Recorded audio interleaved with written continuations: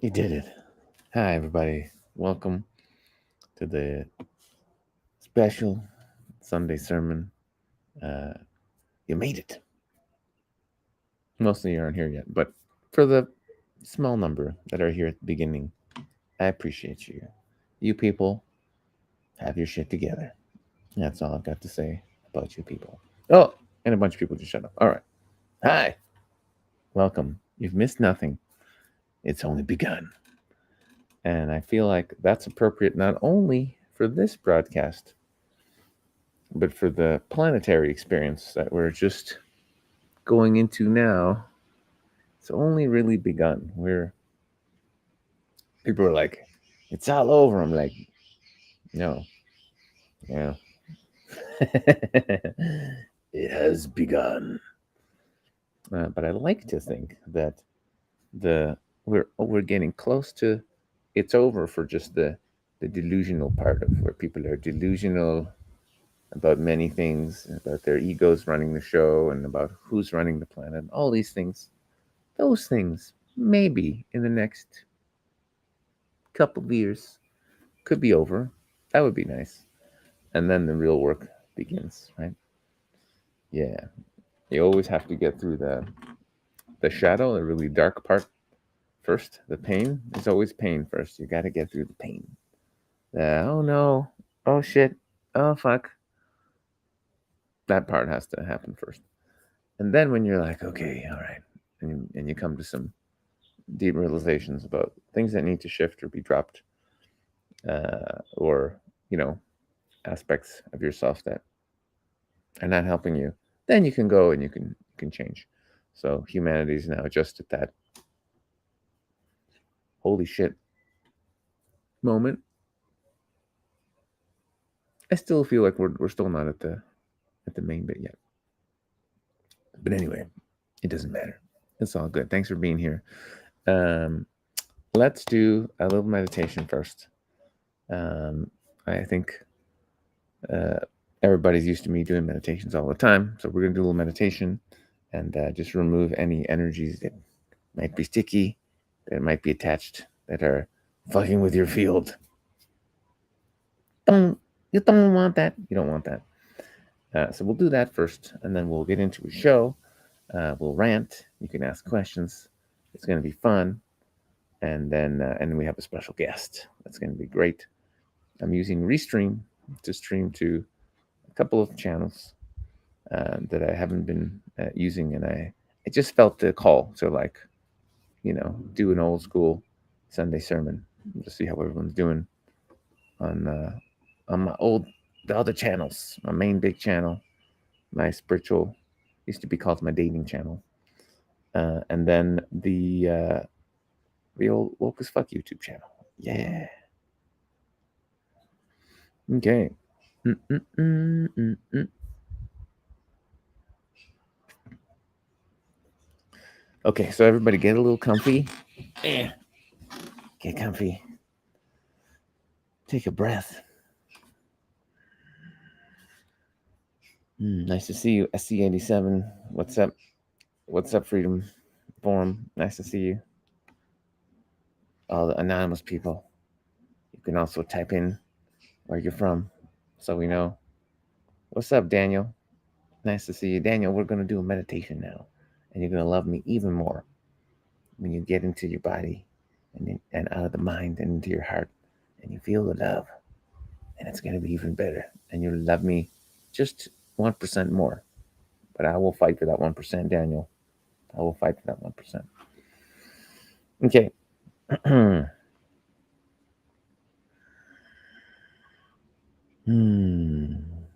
So let's start with just closing the eyes and just breathing. And just breathing consciously into the belly. And for anyone who's having the panic right now and going, I can't meditate, it doesn't work, it's so difficult, and we're all going to suffer. That's your ego freaking out. And that means you need to meditate extra. That's what that means. So relax, take a couple of breaths. I promise it won't hurt.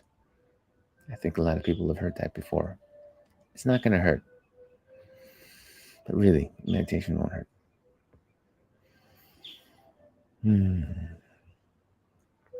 So just breathing into our belly and just conscious breath, conscious belly breath. That's all we're going to do for a few moments.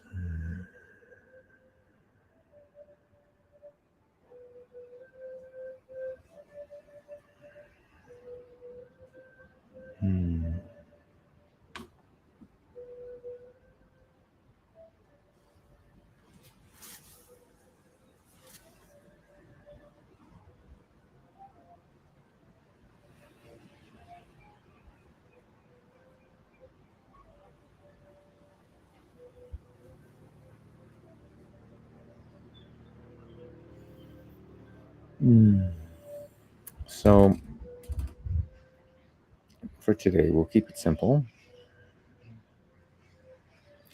Just imagine a little spiral of energy. Every time you inhale, it's going from your feet up through your core, all the way to the top of your head. So it might be going likely clockwise up. Doesn't really matter, but whatever direction it goes up, as you exhale, allow the energy to go the other direction, down through your body, back down to your feet. And just see if you can actually get really comfortable just visualizing this spiral going up your body, going down your body.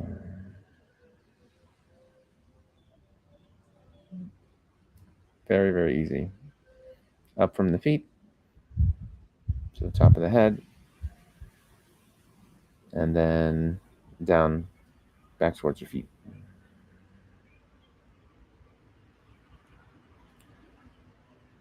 And see if you can eventually feel the movement of the spiral, not just in your imagination, but can you actually feel the energy of it? It's okay if you don't, but you might.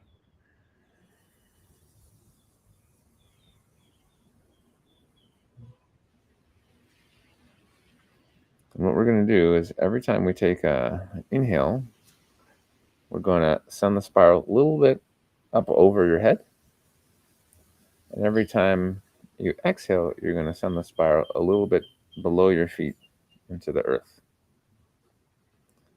So, and I want you to go deeper and deeper every breath. So every time you come up, going into the sky.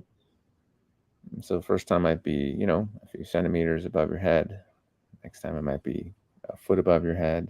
And the same thing, you exhale, you come down, and your energy just goes into the earth, maybe a foot. Next time, inhaling, energy goes into the sky, maybe a few feet. Exhaling into the earth, a few feet. And what's happening here is energetically you're connecting. You're connecting to the sky, and then you're connecting to the earth. And see if you can continue expanding your awareness and that energy, going higher and higher into the sky, and then deeper and deeper into the earth.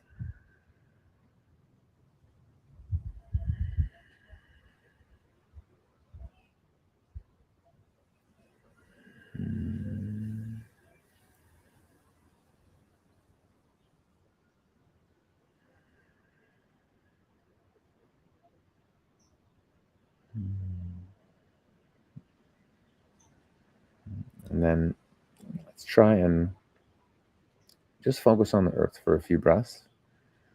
So you're inhaling just into your heart from the earth, and then you're exhaling And let your energy go deeper and deeper into the earth. And then, with love and gratitude, pulling that energy into your core, sending your love to the earth. Thank you for this energy. And then exhaling back into the earth. Inhaling earth energy into your core. Thank you for this energy. Exhaling back into the earth. And just do that for a few breaths on your own and see if you can really connect with Pachamama. Very powerful force. One of the reasons we're all here in a body, no earth, no body, no experience. So can you really tap into that gratitude and that love you have for Pachamama? Breathing it in with gratitude, sending out your love. And we'll just do 3 or 4 more of these breaths.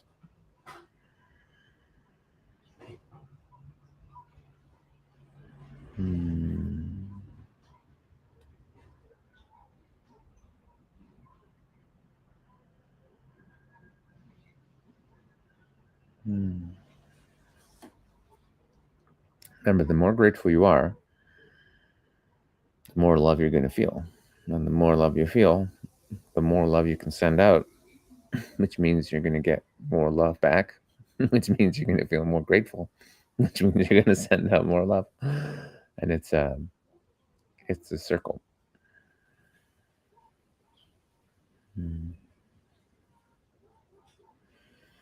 Good. Okay, so one more big breath in. And now, same thing with the sky.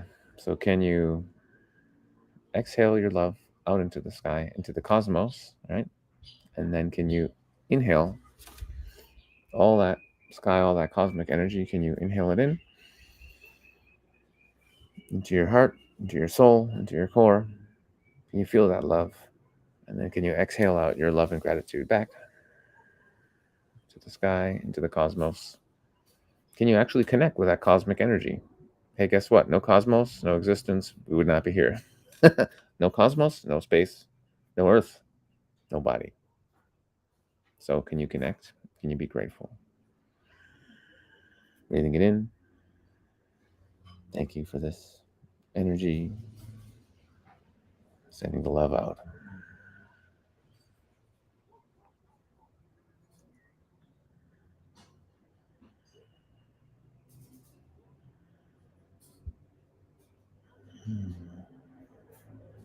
And just do a few more of those breaths on your own.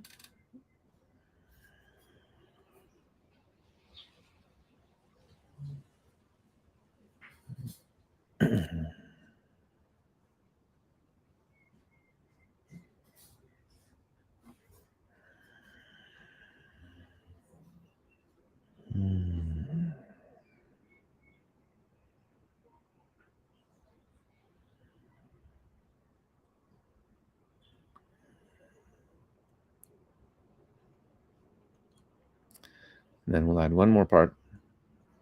We're going to be breathing into our own heart. So into our own soul, into our very center, love itself. So can you breathe into your own heart? Can you feel the love that is there? Can you connect through that gateway to all of existence? And can you exhale and feel the love coming back through from the other side, which is also yourself?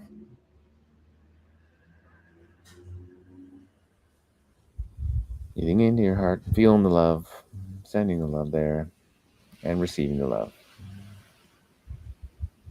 All is one, all is love. There is nothing but that. Can you tap in?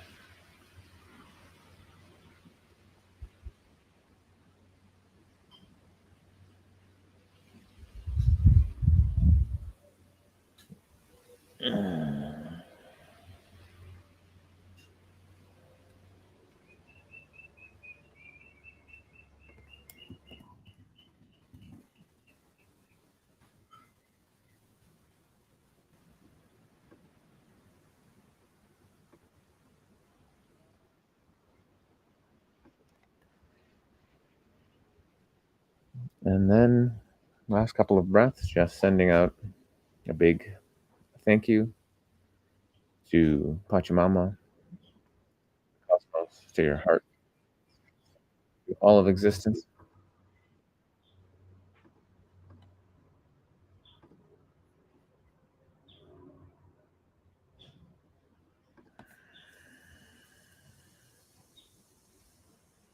Mm. Thank you to existence. Thank you to love. Thank you to life.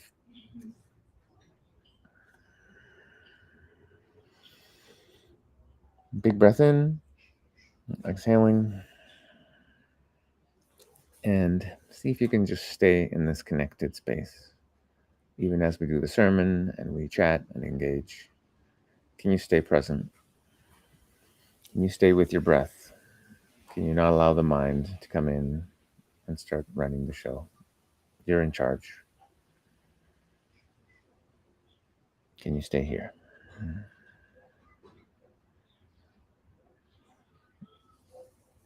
Hey! Hi, everybody. What's up? So, here we are. Big news. The ascension is happening. Yes.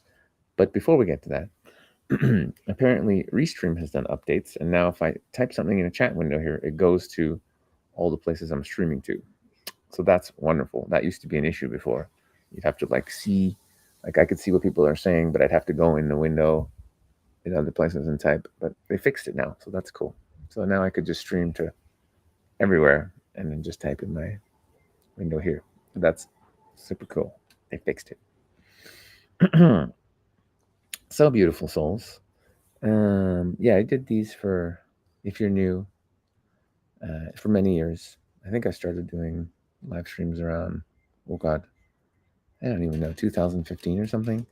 And I would do them on my old dating channel, and then I would do them as sermons on my spiritual podcast. And then now I've been doing them sometimes for I Project Love over on Rumble. And some little part of me missed some of you guys from the old days. And I thought, fuck it, let's do it. Let's do it a sermon, an old school sermon where we just rant, no rules. We just talk shit, rant.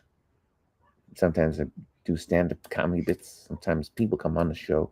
There's no rules. It's just a rant about spiritual stuff generally. So here we are. There's no plan. The plan is to just be here, drink some tea, have a chat. So, woo.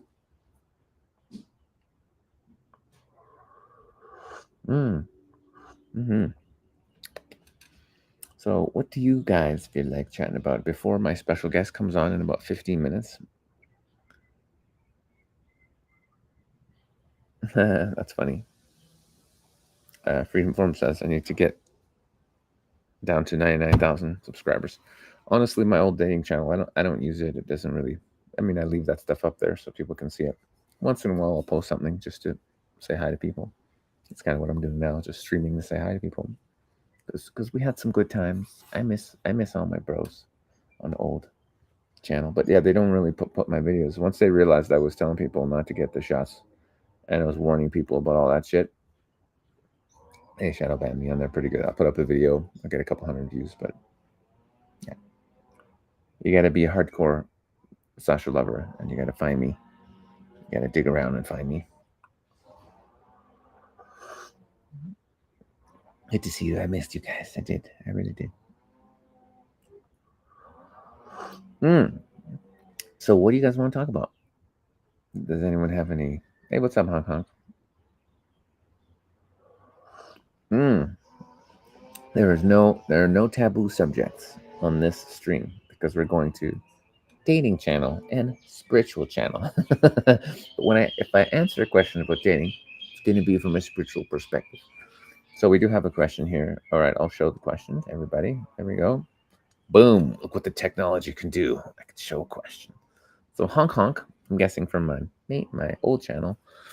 Tell me word for word what to say to a girl to make her become my girlfriend. Seriously struggling here. Okay, so The problem lies within the question, because you are showing us, beautiful soul, that you have a belief that you can. It's about what you say. You still think it's about what you say. There's nothing you can say to make a girl want to be with you.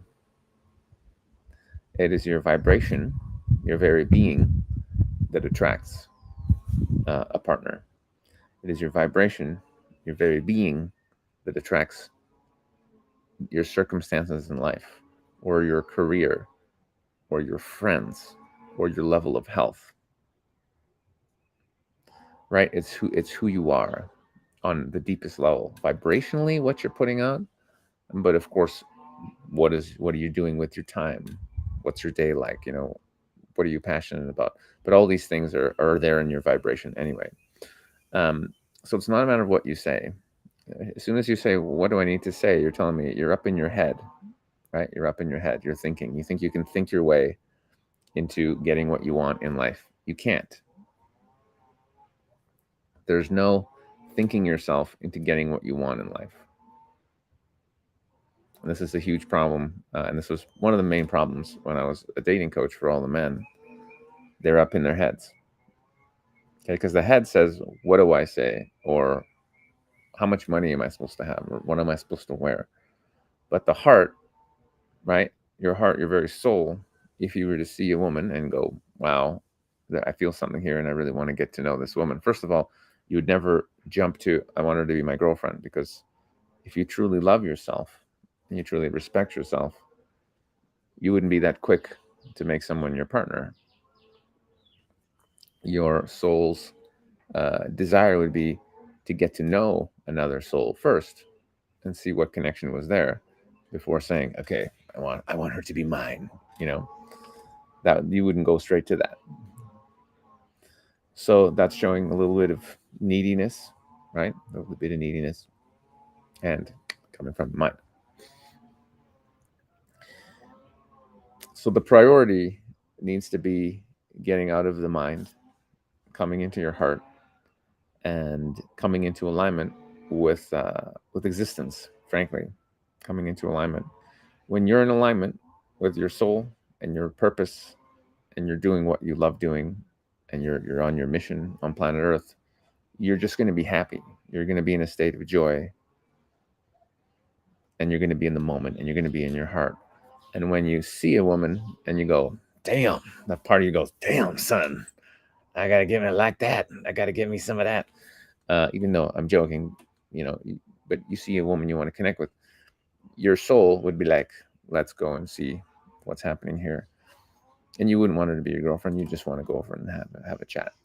And if there is a genuine connection there, right, and the resonance is there, and she likes you and you like her, and your vibration is high because you're in a state of joy, because you're in alignment with creation, then something's going to happen. If she's interested and you're interested, then go on a date and it's all good. But that's a very different place to come from than, what do I say to make her my girlfriend? You know what I'm saying? You know what I'm saying?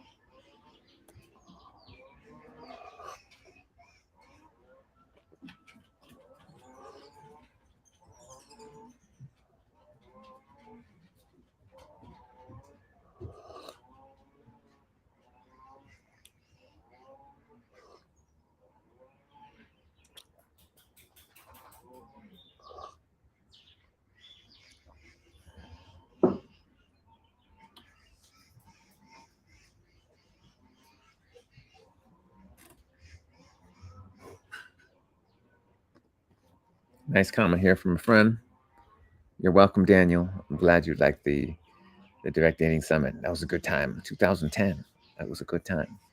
Ironically, I found out later that not everybody who spoke at the Direct Dating Summit was actually authentic or telling the truth.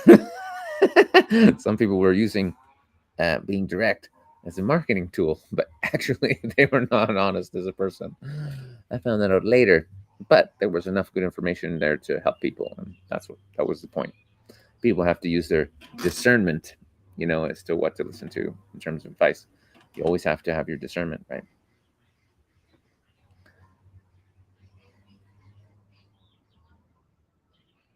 Right. So Hong Kong is asking, Um, how come I can be getting along just fine with someone and then accidentally say a wrong thing and mess it up?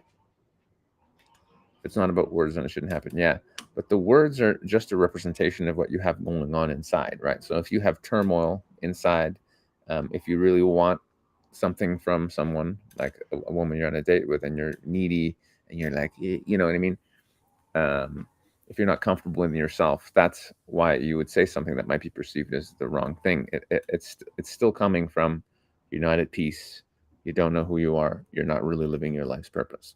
If you're living your life's purpose and you're very passionate and you're excited, you're going to be talking about things you're excited about, or if you're coming from a place of genuine curiosity and you're like, hey, tell me about you, I'd love to learn more about you, and you're coming from that place, you're not going to say anything wrong. Because there won't be any wrong. And a lot of the times, women, it may seem like you said something wrong, but you just put across a bit of needy energy or something awkward, and then women are like, ooh. So it really comes down to where you are in your personal journey. That's really what it comes down to. It's not about the words. Words are just a consequence. The stuff coming out of your mouth is just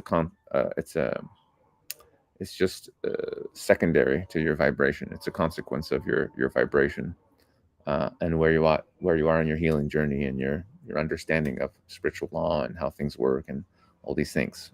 So it's really just about the awakening and healing journey, and everything else is just fluff, really. Where am I? Belergy says, "Where am I? I am no, I have left. I have escaped Canada for a second time. I'm in Ecuador. It's lovely." And I'm going to be going around the world doing stand-up comedy and teaching comedy therapy and authentic communication workshops. Honk honk, you're invited. It will help you a lot. I will be doing one online actually in the next probably 2 weeks. I will let everybody know I'll be teaching one of these workshops, and they will be far more effective than anything I've taught in the past. Yes. Mm-mm-mm-mm-mm.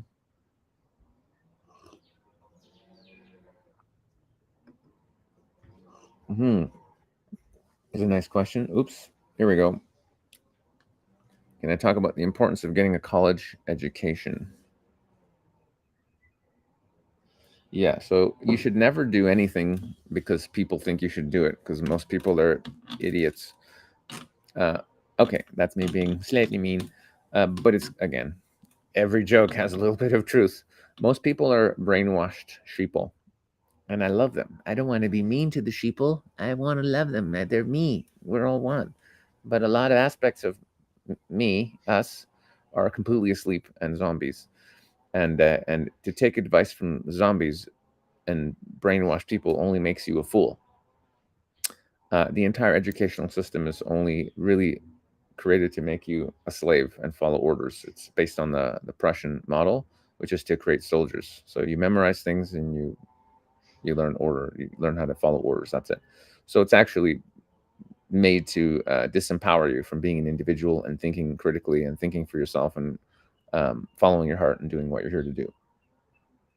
That's the educational system, generally speaking. So the greatest education is following your passion, reading books, getting good at the things you enjoy doing. So I don't recommend education to anybody. I think it's usually an error, especially if you're doing it because you think you should. I mean, if you're passionate about something, like if you love giving massages and you go and get a degree in massage therapy, great. You're getting a skill which you can then use to help people and make money. Nothing wrong with that. But just going to college because you're supposed to get a degree is probably one of the stupidest things a human being can do, because you're just wasting your time.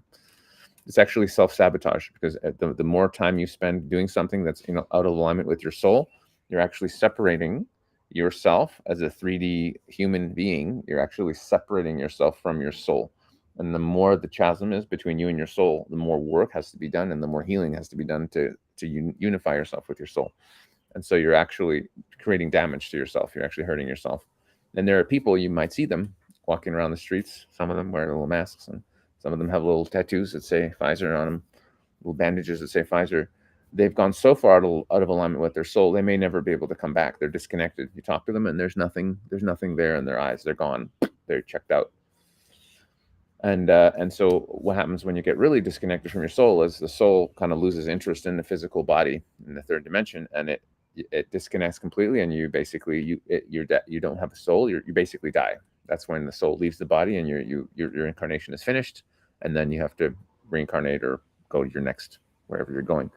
So that's what happens when you get far enough out of alignment with your soul. So do I recommend doing anything that you know is out of alignment with your soul?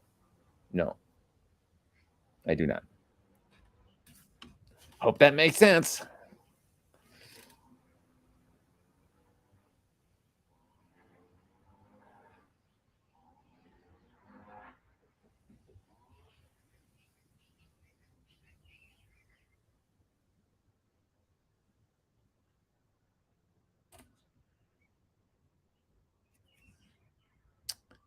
Not sure what you're talking about, Fletcher. You're asking about crazy waves of crazy energies that have come so that you rarely get those energetic attacks. I mean, I don't get energetic attacks. I've had profound awakening experiences that were pretty fucking intense, but they're blissful. It's like states of oneness with all that is, and realization that you're all that is, and it's just like there's only existence and there's no person.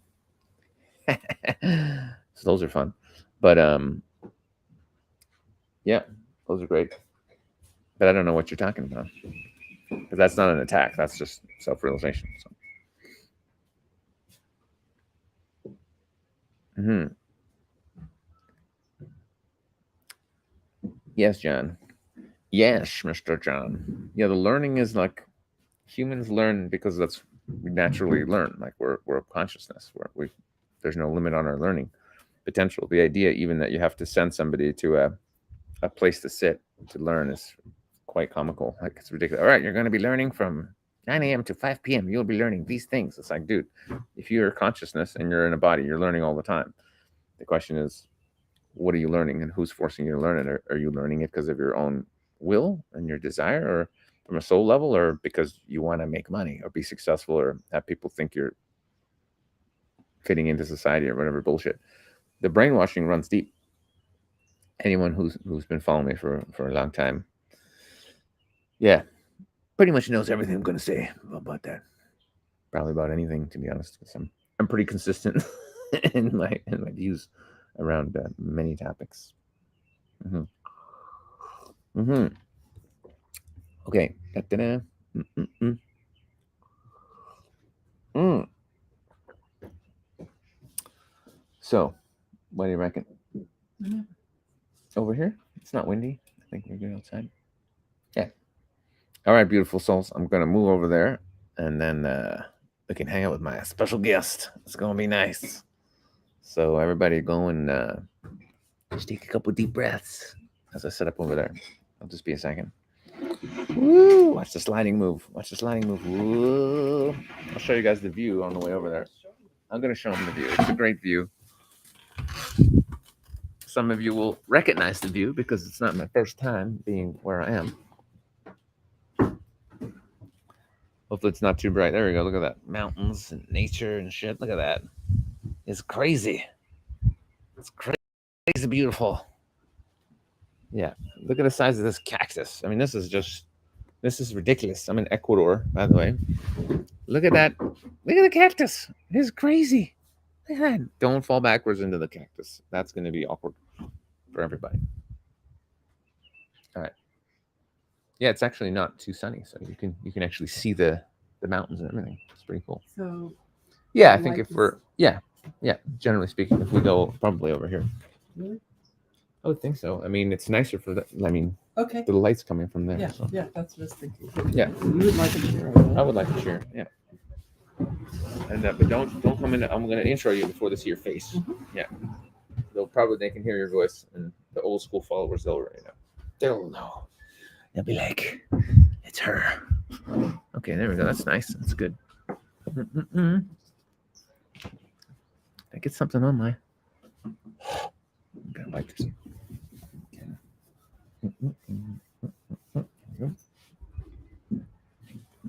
Okay, everybody.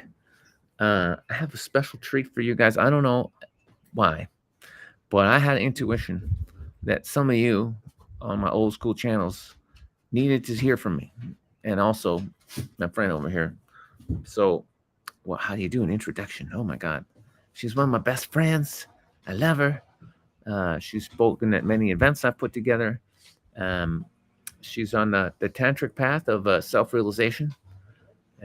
Is a good path. It's a path where you get to make sweet love and eat the foods that you want and live life to the fullest, which is nice. It's better, more interesting than being an aesthetic and you're just in a cave in a little tiny piece of string that's your underwear, and you have a little stick, and that's it, and a little cup for water.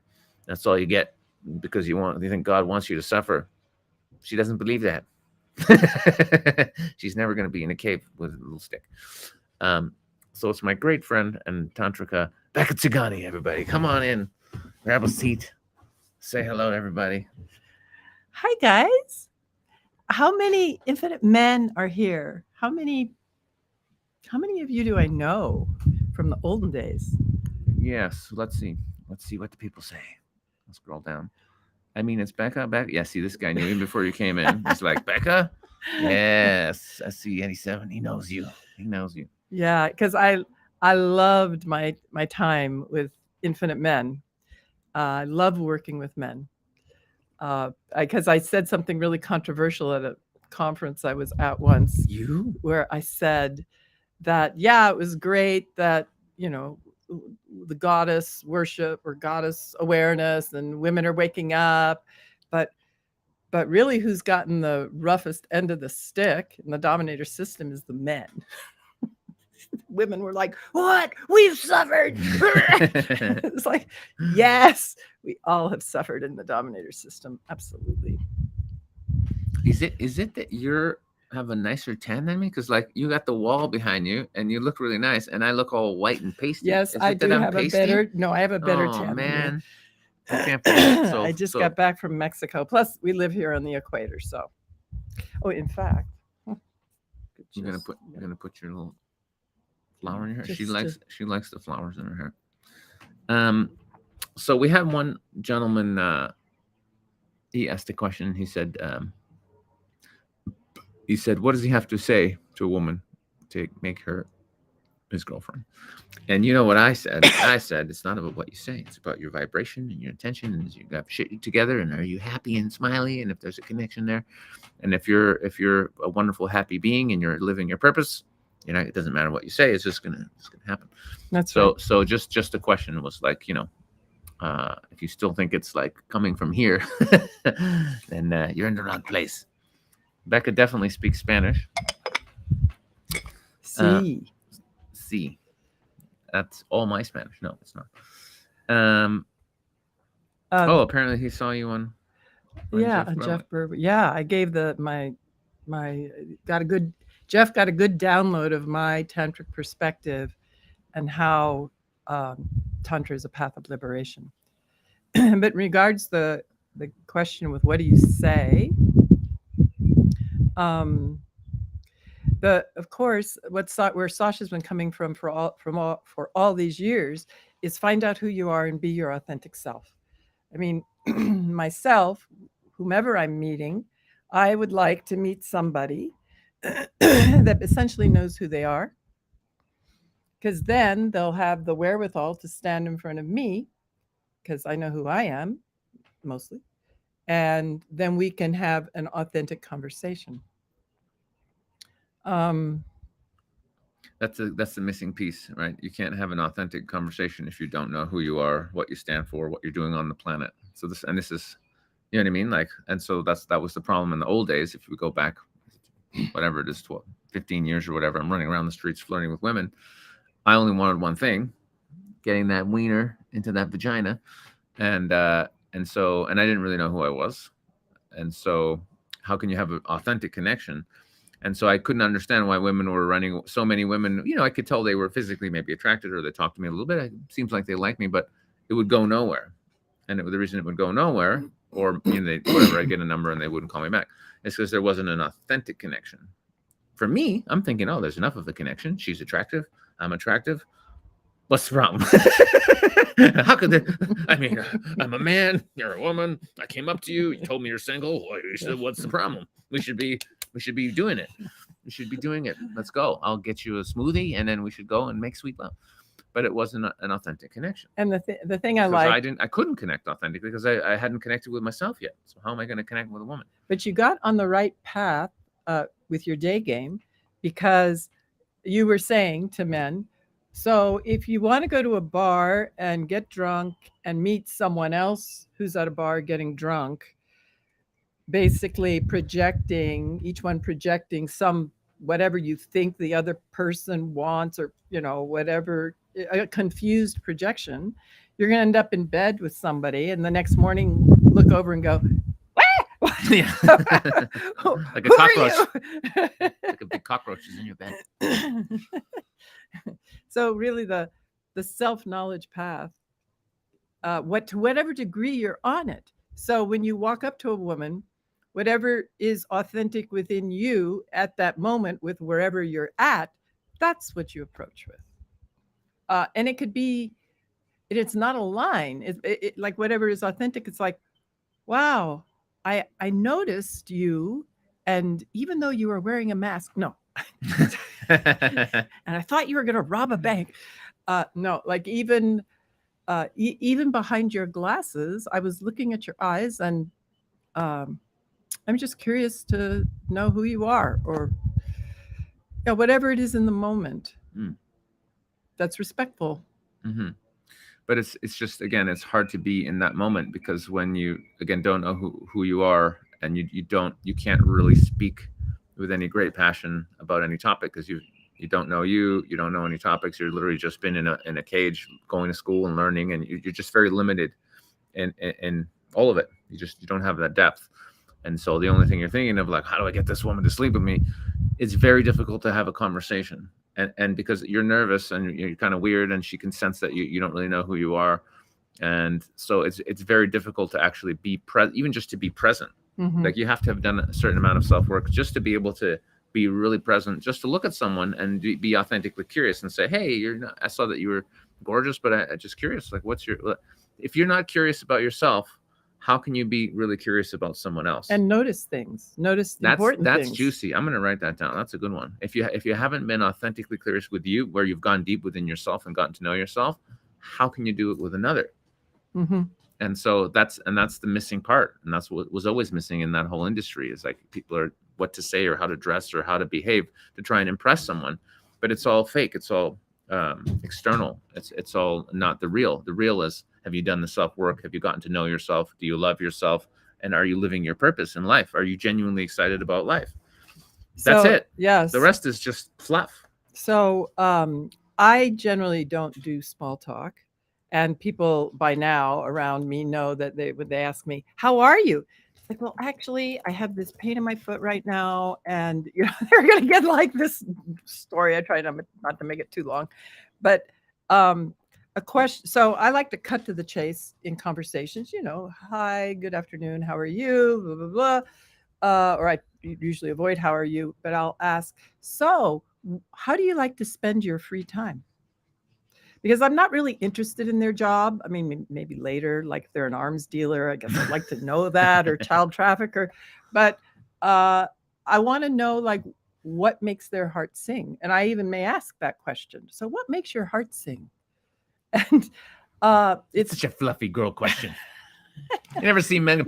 So tell me, like a big dude working out shit. So what makes your heart sing? I don't know. Yeah, but if a guy asked me that, that's a good sign. I'd give him an answer. Yeah.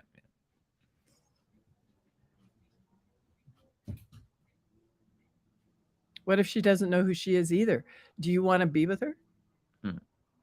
I mean, maybe you can see who she is, and maybe you can be a stepping stone in her development. But even be authentic about that. Like, wow, I'm feeling a little nervous. I see you're a little nervous too.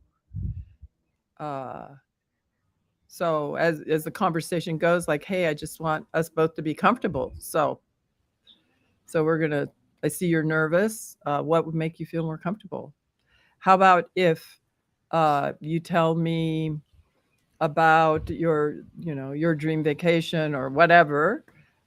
I always look for like where people's dreams are leading them, because that's really where I want to have the conversation, is like, what's their highest vision? And even if she doesn't know who she is either, first question is, do you want to be with someone like that? And second question, maybe you can see who they are. So you can use your powers of observation to help that person become more aware of who they are. And that we do out of our loving compassion with human beings anyway. Yeah, that's sweet. That's sweet.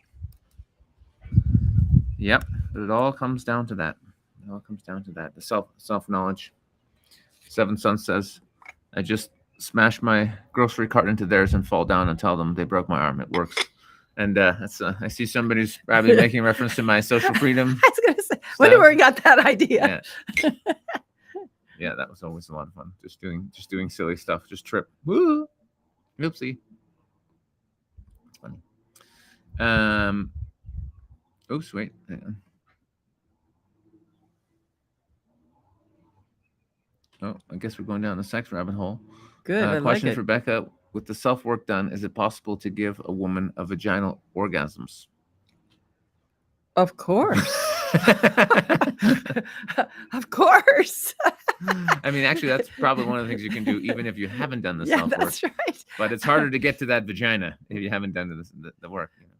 Okay, so vaginal orgasms are just, I mean, this is going into tantric technique. So there's clitoral orgasms, which happen by stimulating the clitoris, and the vaginal orgasms. Now we're getting into the realm in Tantra of what's called the valley orgasm. And that's where the connection of the lingam, which is the Indian name for the penis, and the yoni and in the vagina. So it's making energetic connection.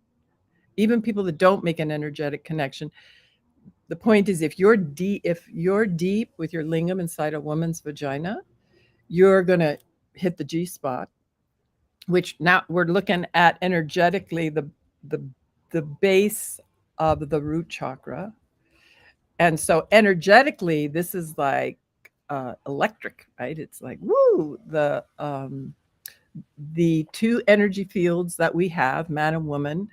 And if there's polarity there, either a very masculine or a feminine with a masculine feminine, or a very feminine with a masculine, if you're following what I'm saying, energetically, because you can switch polarities and play with the polarities. But what's exciting and what Tantra recognizes is that there is a polarity, masculine and feminine, or the negative pole and the positive pole, or however you want to describe it. And that arc, you could think of it like electricity. The arc that happens is exciting. It makes a spark. And with Tantra, you cultivate beyond just the spark into actually this column of energy or spiral of energy that then rises through the whole body. So if you can be, a lot of my work is around sexual healing, because this power, and I'm talking about the power of Kundalini, which, by the way, should not be trifled with. Please, if you don't know about this, get under the guidance of a teacher or read a lot of books or put yourself in a safe space, because awakening this energy is going to hit all the chakras as it comes up, and anything that's not resolved in any of your energy centers will be triggered. So that means, like, if you have power issues, it hits the dantian or the stomach area, you could go crazy over the power issues or fear or paranoia or whatever. That's why the systematic awakening of the Kundalini is the best way to go, which you work with the breath, you learn how to ground, you learn, so you can do this in a safe space, so that when you practice with your partner, you're both going into the ecstasy of it, because it is ecstatic.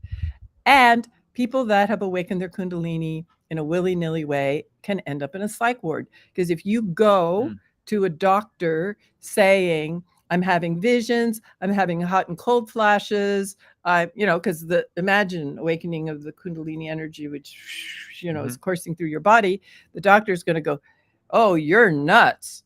And You don't want to end up in a psych ward. But after all of that disclaimer and warnings, a vaginal orgasm is as much energetic as it is physical.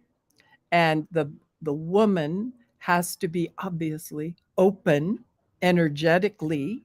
So she has to feel comfortable. She has to trust you. And your lingam, you have to feel strong in your power and sensitive because you're going into the inner sanctum. You're going into a lot of the Taoist Tantra or even Hindu Tantra names for the vagina are like the holy palace and the holy of holies and the sacred, so you're going into this most intimate of places in a woman with a lingam that's strong and sensitive. And that's when you go, so back to the valley orgasm, it's where the vagina just goes into waves and waves, and they're extremely pleasurable. So the clitoral orgasm is great. It's wonderful. And the vaginal orgasms are deeper, more connected, I would say. And so the more you know who you are, the more uh, security and confidence you can have that your lingam is worthy to be there. And then you can move it and do the energetic connecting with the eyes, and so you create this circuit of energy, and you need a strong lingam to do that. But by strong, I don't mean big, or I mean you know who you are, and this is my wand of light. That's one of the names in Taoist Tantra of your lingam. I'm bringing my wand of light into the inner sanctum, and we are going to have communion. I like to call my wand of light Jesus because he brings liberation. But that's just me. It's my new favorite one. And sometimes your lover's going, Jesus, like that. Jesus. I don't know. I'm perfect. I'm really quiet in the bedroom, actually. I'm louder in the kitchen eating food. It's true. My partner said to me the other day, "Can you record the sounds of you eating food, and then when we're making love, just play the tape so you can be more into it." No, it's quite ironic. I was a sex addict and just a freak, and now I'm like, I'd rather just eat some French fries. Would you have other than eye gazing? Would there be a good exercise that's profound for connecting with somebody that you would recommend for beginners? Yeah. So because everyone knows eye gazing. Sit there and stare. Everybody knows that. But what's the next one? What's the next one? So eye gazing is the basic one because it's soul to soul. It's getting eye to eye, and you can be in chairs and look at one another, no words. And the next step is doing eye gazing with one in the other's lap. So you're physically touching or aligning the chakras and doing eye gazing and then breathing. So then there's like several different breathing techniques you can do. Well, there's a million pranayam actually, but while you're with eye gazing, you can breathe in synchronize your breathing. So like both inhale together and your eyes are connected, and exhale together. And you just do that. And then when you want to start the cycle of energy up, up your spine, over into her head, presuming I'm talking to a guy, or your lover, it doesn't matter, man, woman, up through the head, then down through, the other person. So you create this egg of energy. Okay. By, on my inhale, the other person is exhaling. You want to practice? Sure. Yeah. That Okay. sounds fun. Sounds fun. This is where people realize we're in the same room. It's funny because their building is there, and it looks like you're online somewhere, like it's just perfectly lined up. And now we turn around, and everyone's like, "How are they doing?" This is some kind of new webcams they're using. We are doing trans-dimensional. It's pretty funny. Okay, so let's. Okay. So, all right. So I'll lead, and on my exhale, you're inhaling. So first of all.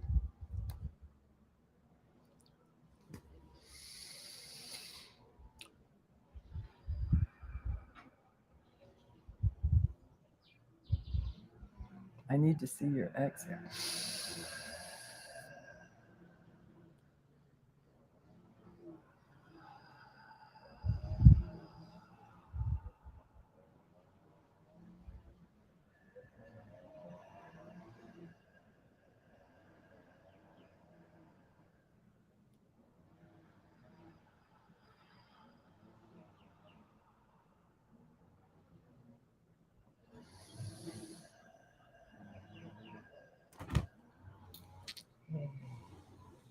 Could you guys see that?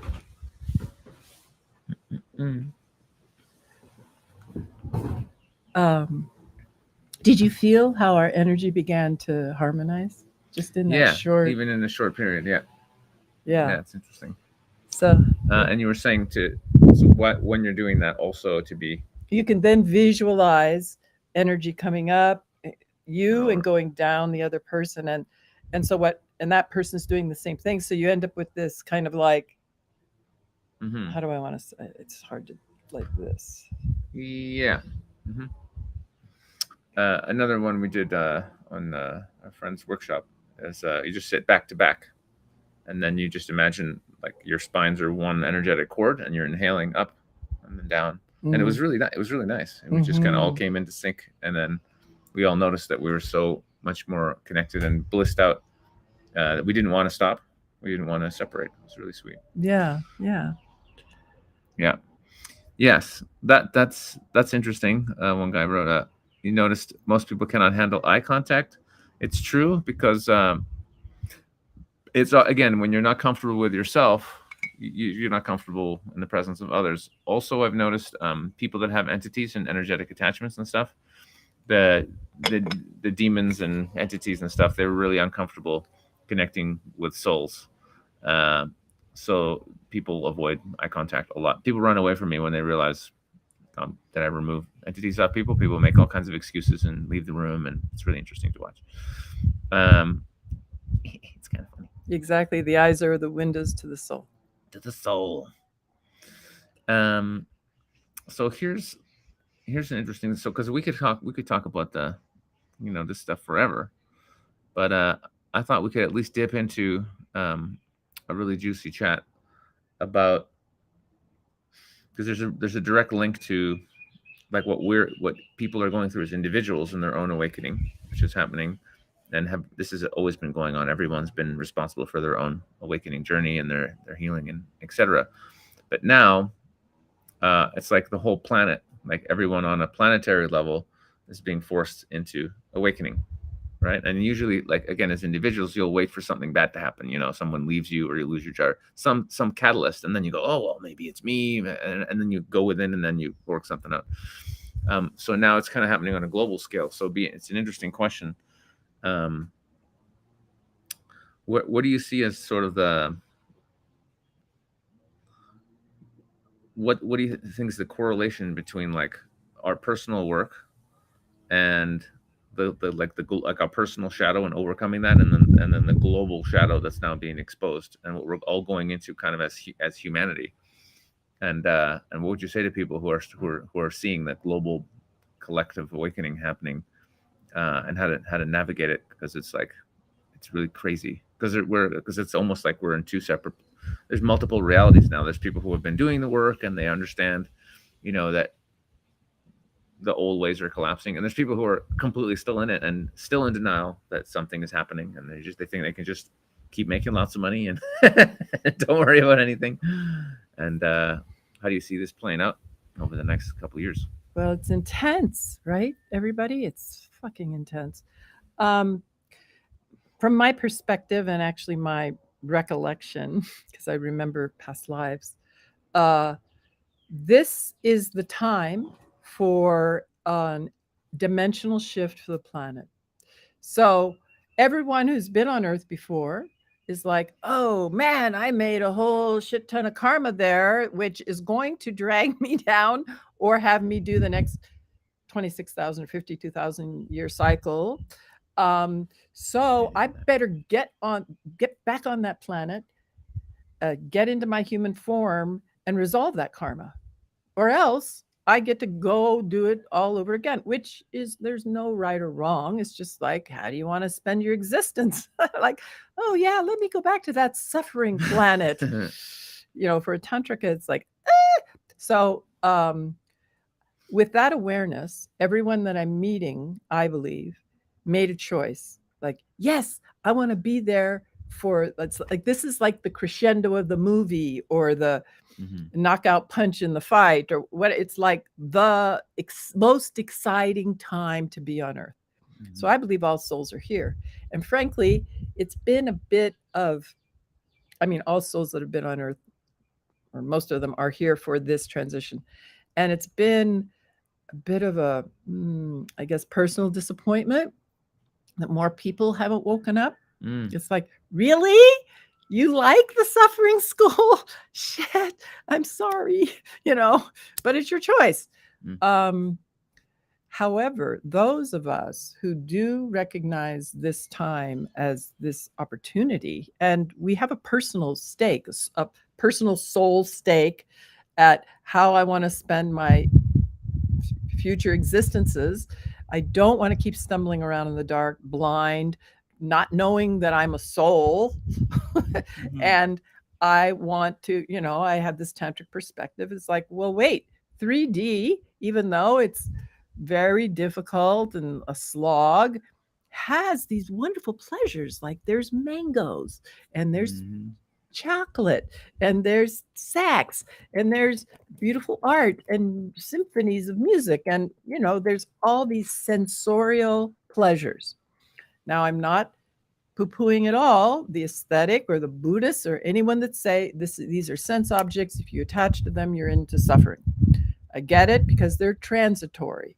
But for me, it's like, okay, they're transitory. And while I'm here, I'm going to put a flower in my hair because I think I enjoy it. Or I'm going to savor this cacao because I'm like being in my body. Or I'm going to work with my orgasmic energy because it's fun. So those of us who have incarnated now, the reason it involves the dark night of the soul, and the reason it involves shadow work, is that we're here largely because of karma, except for those of us who might be bodhisattvas who came back just for the service of others. Most of us have come in with karma attached. So let's find out about that. Let's clear it so that we can ascend with the planet, ascend off the planet, or just have a, enjoyable time while we're here. And I'm feel sad that many are not choosing that. But I feel happy that many are choosing that. Yeah. It is shocker. It's a shocker. Yeah, it is a shocker.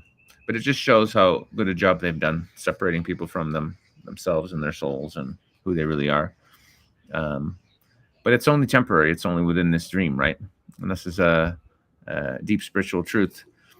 Your lack of self-knowledge doesn't make you any less of what you are. We're still all what we are, right? So you still are an eternal being. You still are all that is. You're still source energy. You're just having a shitty time believing you're not, but you still are. It's just a shame that so many people won't enjoy this experience to its fullness because they're living in that delusion of separation and fear and lack and all this kind of stuff. Yeah, it's painful not knowing who you are. It's painful thinking that if you are wearing certain clothes, that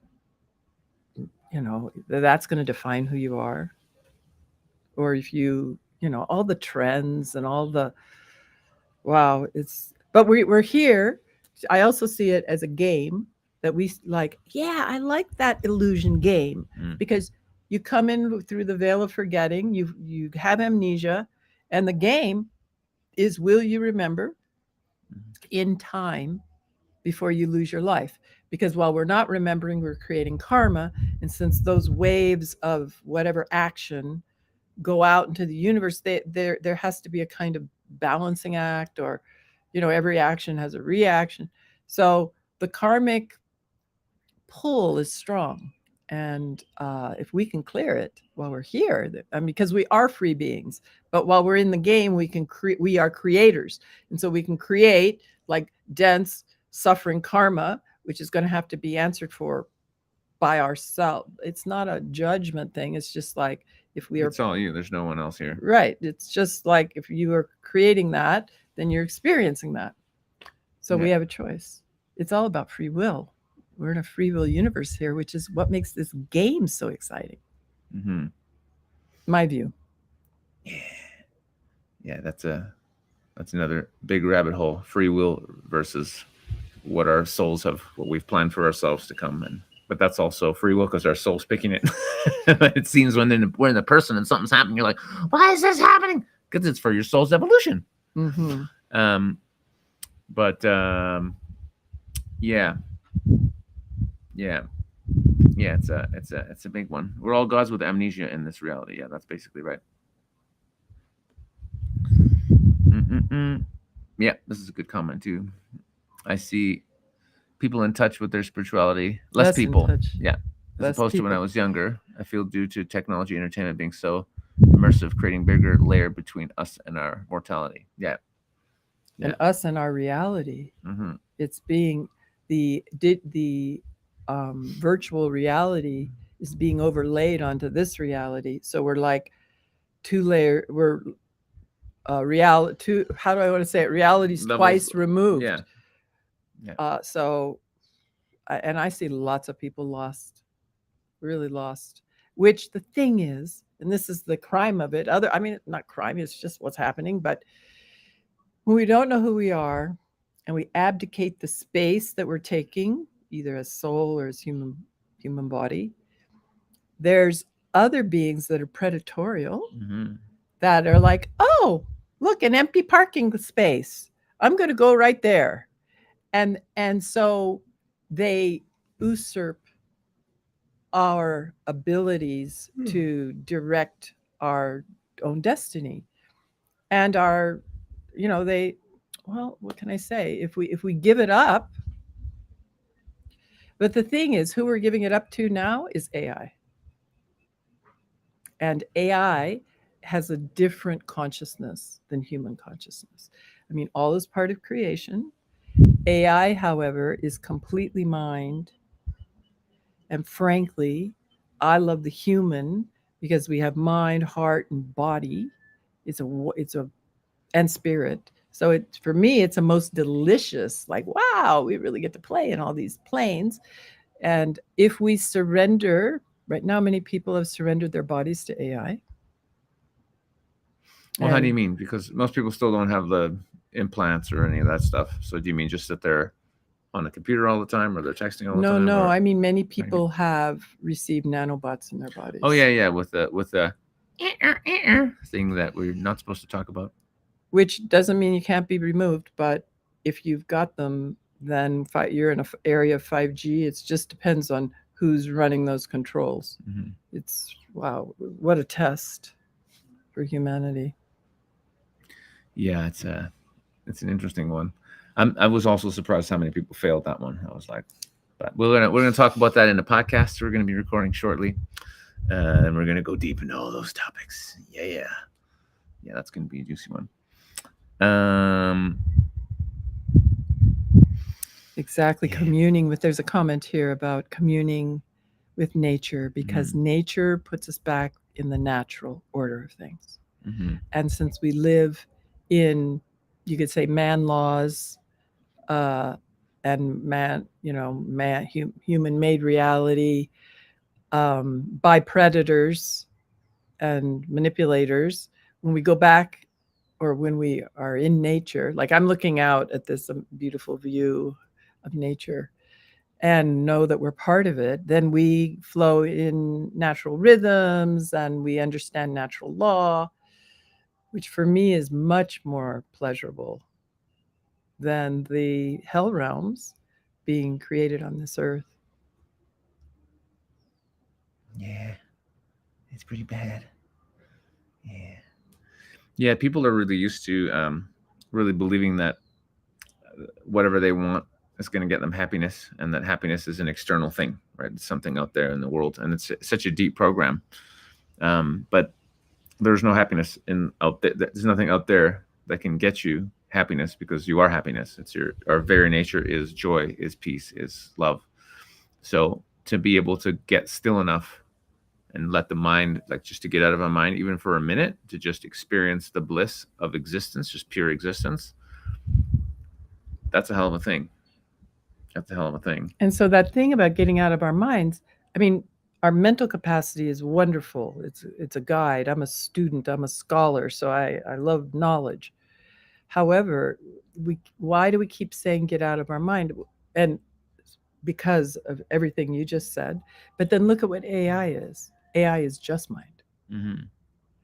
And so that's the opposite, going the opposite direction. Yeah. And I'm not saying that technology shouldn't be our servant, that it's, fabulous computing ability and GPT chat or whatever it's called can be a tool, but we're walking a very fine line where our ethics around AI is vital. And I'm just seeing it's like, oh, let's just go willy-nilly, let's create embryos in embryo factories for the future humans, and let's, you can program the genetics of your child. It's like, oh, hello. um, that's where we need ethics. That's where we need to really feel deeply in our hearts, is that the right thing we want to do? We want to create humans based on our limited knowledge and gene splicing just because we have the technology. They got that going, right? They got it all. They got it all going. I'm ready for the disclosure. I'm ready for first let them do the fake alien invasion and freak everybody up, but then it'll wake people up, and then we can have the real contact. No, there's like thousands of aliens already on the planet. I just feel like how much longer can they keep this charade going? Salud. Sante. Woo. Oh, that's better. Yeah, it's all such a joke that it's just hilarious. Like all the people and all the fake politicians, and they're not even real, and people are wearing masks, and there's like AI. Like it's not even. We're just watching a ridiculous show that's just fun. It's hilarious if you see it as a show, but at the same time, I'm just like bored already. I'm just like, okay, great. Let's just crash everything, expose everything, and let's just start building the new world and building all the healing centers and get all the technology out, start healing everybody.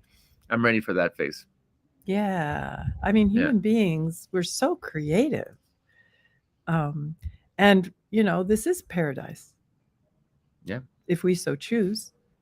Right now, there's, if you look at the Tibetan, like there's a Tibetan branch of Tantra Vajrayana Buddhism.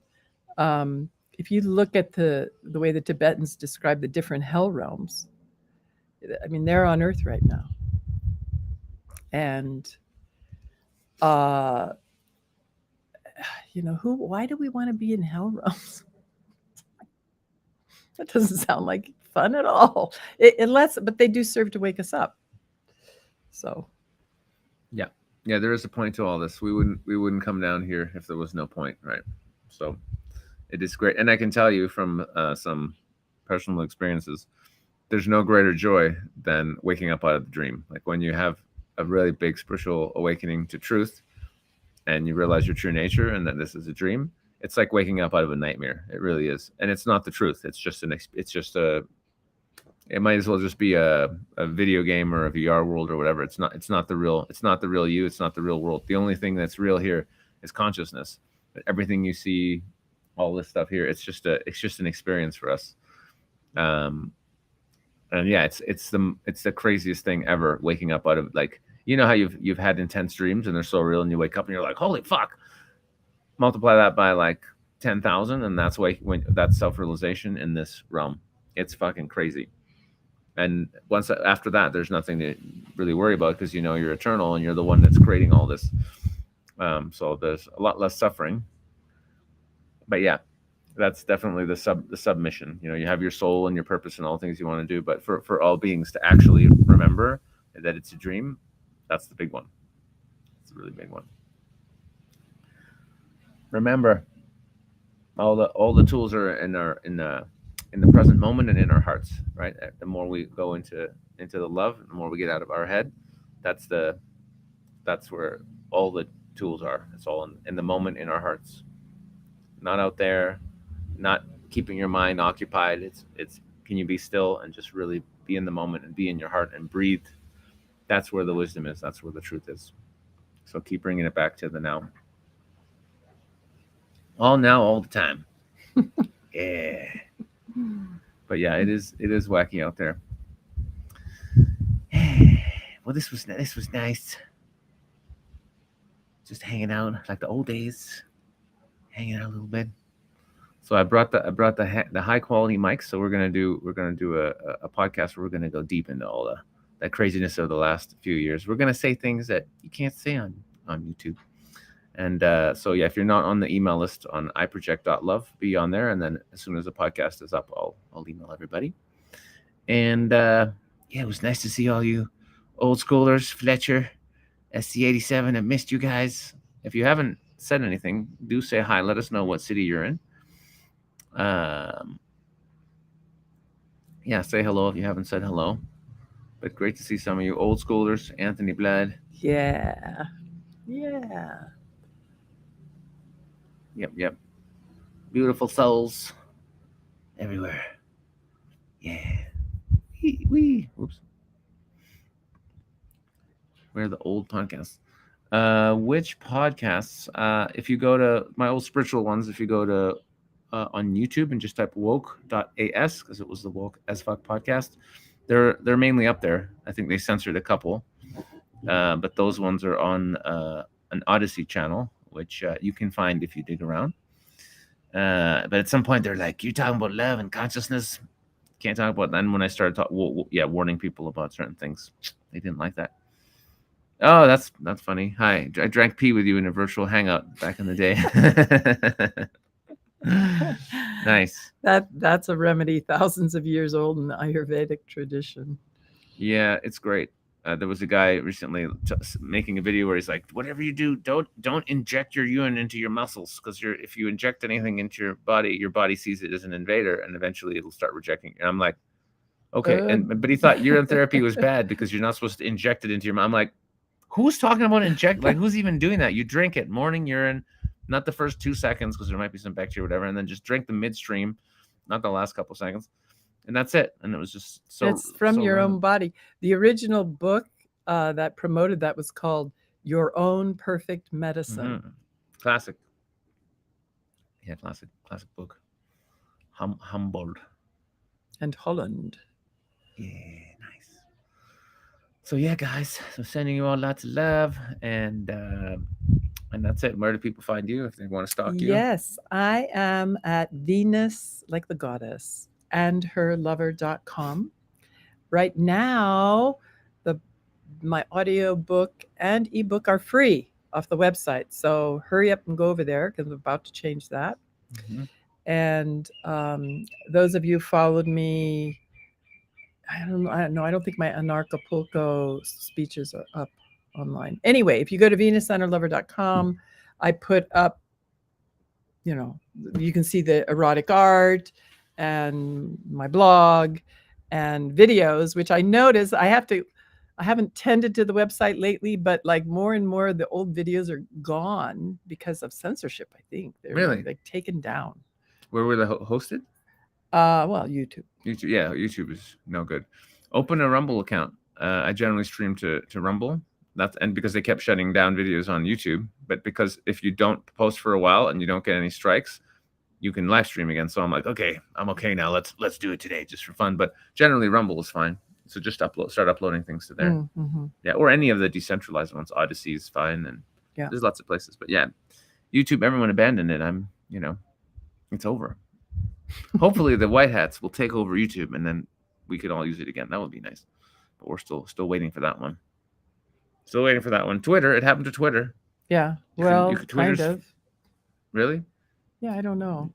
Yeah, it seems to be okay. Elon Musk is he's a funny one, mysterious character. He's a mysterious character. He's a trickster. When I look at the archetype of him, I see him as a trickster. Yeah, well, I think everybody's doing their role in the Great Awakening, and certainly Elon is at this point, and Twitter. So anyway, hopefully we'll see some major, big, good things happening. Okay, children, we love you. So see you soon. I'll be live streaming on iproject.love next week with a very special guest. It's going to be good, and more podcasts to follow. Love you all. Peace out. Ciao.